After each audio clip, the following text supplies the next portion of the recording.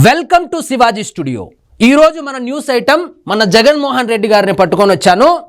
ఆయన మీద అవినీతి ఆరోపణలైనటువంటి 1750 కోట్లు అవినీతికి పాల్పడ్డాడని అమెరికాలో ఒక కంప్లైంట్ రిజిస్టర్ అయ్యి కోర్టులో కేసు నడుస్తా ఉంటే ఇప్పటికీ స్పందన ఇవ్వకపోగా తన సాక్షి మీడియాలో కథలుగా రాసిస్తూ చంద్రబాబు నాయుడు ₹6.99 కొన్నాడు, నేను ₹2.49 కొన్నాను, తప్పు ఎలా అవుతుంది, నాకు సెకీ చెప్పింది, అందుకని సాక్షిలో రాసుకుంటా ఉన్నాను.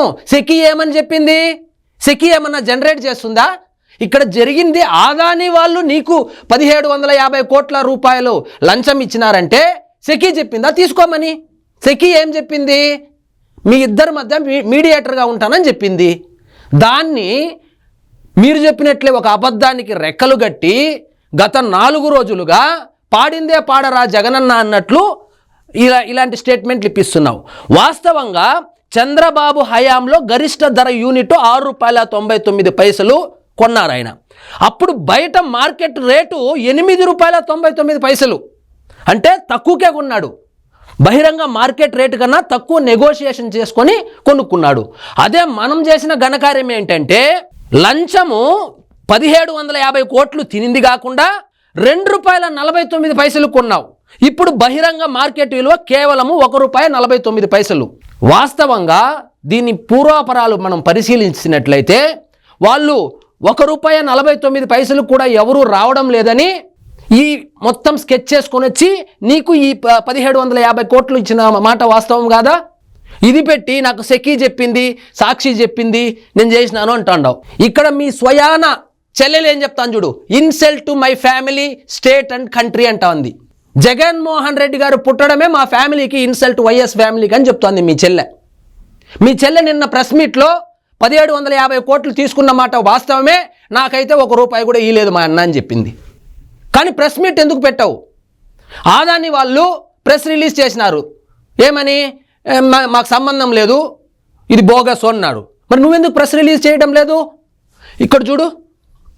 ఇంకోటి ఏమంటే మీ గవర్నమెంటులో మంత్రిగా పనిచేసినటువంటి మీ బంధువు బాలినేని శ్రీనివాసరెడ్డి గారు ఏం చెప్తున్నారు చూడండి. జగన్ హయాంలో నిర్ణయాలన్నీ సీఎంఓలోనే, ఏ నిర్ణయం తీసుకున్నా సీఎంఓలోనే జరిగింది, నాకు సంబంధం లేదు, మంత్రులతో చర్చించేవారే కాదు, సెకీ ఒప్పందం విషయంలోనూ అదే జరిగింది. ఏకపక్ష నిర్ణయం ఎలా తీసుకుంటారు జగన్మోహన్ రెడ్డి గారు? మంత్రులతో మంత్రివర్గ సమావేశం చేయాలి కదా, అందులో ఉన్న ప్రోస్ అండ్ కాన్స్ చర్చించిన తర్వాత కదా డెసిషన్ తీసుకోవాలి. ఏకపక్ష నిర్ణయాలు తీసుకొని అప్పుడు మీ నాన్నగారు అధికారంలో ఉన్నప్పుడు అధికారులను ఏ విధంగా అయితే కేసుల్లో ఇరికించావో అలాంటి ప్రయత్నమే ఇక్కడ జరిగింది. మంత్రులతో చర్చించేవారు కాదు, సెకీ ఒప్పందం విషయంలోనూ అదే జరిగింది. విద్యుత్ శాఖ మాజీ మంత్రి మీ అంకులు చూడండి, ఇది చూడండి, లేటెస్ట్ న్యూస్ ఇది.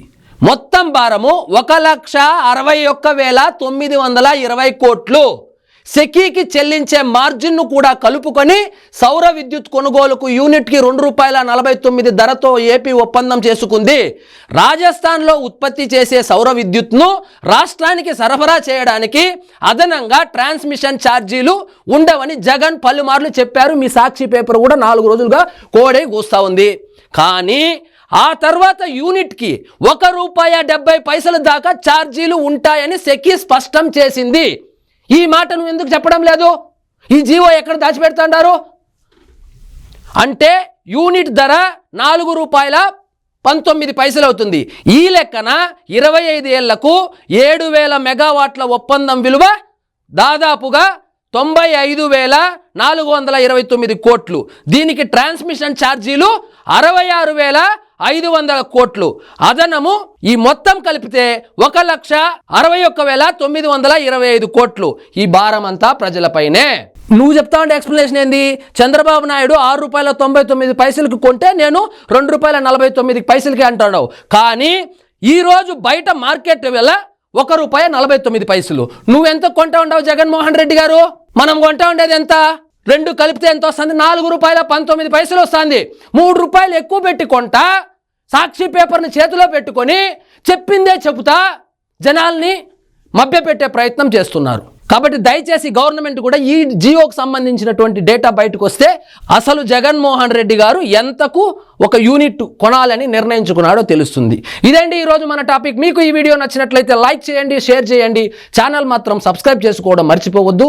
జై హింద్. సోలార్ పవర్ కొనడానికి ఆంధ్ర రాష్ట్రం సుముఖంగా లేకపోతే గౌతమ్ అదారి గారు స్వయంగా పూనుకొని పవర్ సప్లై అగ్రిమెంట్ కుదుర్చుకోవడానికి జగన్మోహన్ రెడ్డి గారికి 1750 కోట్ల రూపాయలు లంచంగా ఇచ్చారు అన్నది ఇక్కడ స్పష్టంగా పేర్కొన్న విషయం.